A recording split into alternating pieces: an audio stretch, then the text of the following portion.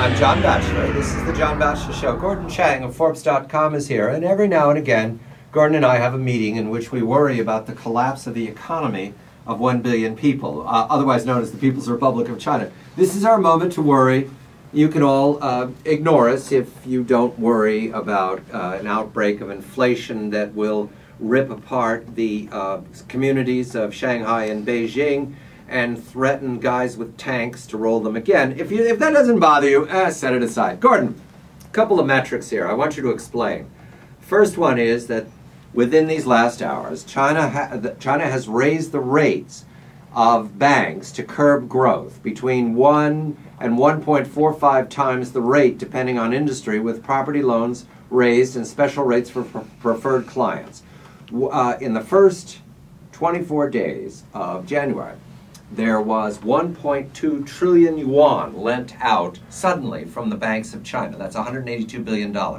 Why are they trying to curb growth at the banks? What are they worried about? They're really worried about inflation. They're worried about the property market bubble. And essentially what happened is that, China has loan quotas. The 2010 loan quotas expired with December 31. Beijing did not put into place loan quotas for 2011. So for the first 10 days, the Chinese banks went wild lending money.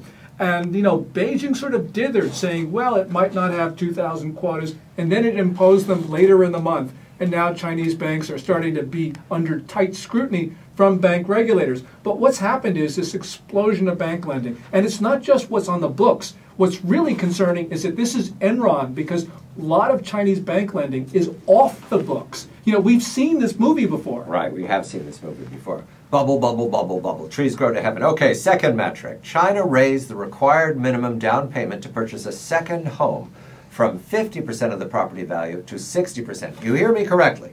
You want to buy a second home in the United States of America, and under these rules, you must put up 60% of the property's value in order to purchase it. Now, Gordon, this tells me that they've been trying this for some time. They're clearly not slowing down the purchasing of second homes. Second homes now, Gordon, I don't remember people in China needing second homes. I think there are 100 million people who are migrant workers without any money at all. The GDP of the state is very low, so why would you want a second home? What does a second home do for you? The second home is speculation. Because there's too much money in the Chinese economy, much more money than the underlying economy can absorb, people have decided to put their money into property. So they're buying apartments when they're not living in them. So, it's not like it's a second home. It's really an investment. And it's not just like the second one. It's like the third, the fourth, the fifth. This has really become a store of value.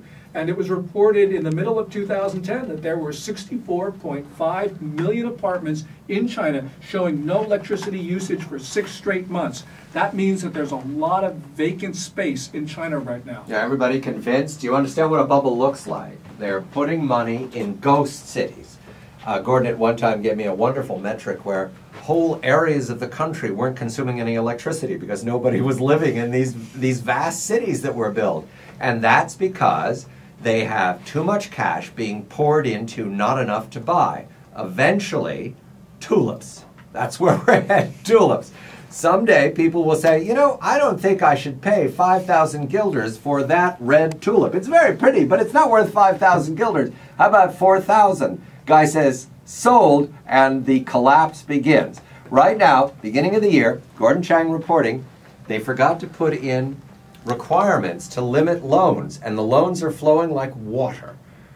Gordon Chang of Forbes.com, I'm John Batchelor.